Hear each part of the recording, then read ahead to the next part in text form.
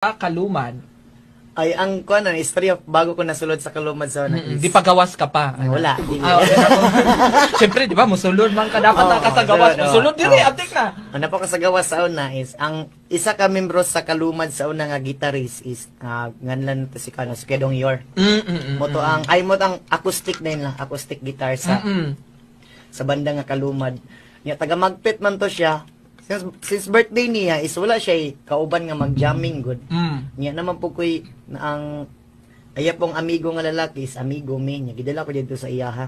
So, pagkailan ako sa iyaha, anak ko nga, ala, gitarista man sa Kalumad. Idol man ako dito, hanam niya. Tanan niya nga pundo nga gisulat dito nga title sa kanta nga reggae is memorize man ako tanan. Memorize ako mga almost mga 30 songs siguro yan. So naka-practice ka na sa una og mga reggae? Oo, okay. Sa una is makita na ko na sila katong tanan lang nga mga kanta ako mang siprahon pod memorization pod nako ba. So mga tigulang na jud sila no.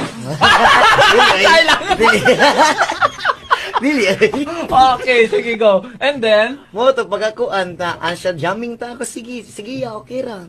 Kapag sunod pag guman sa isa ka song niya makaingon siya nga kabalo kani nga sunod nga kanta. Unsa man ka dito?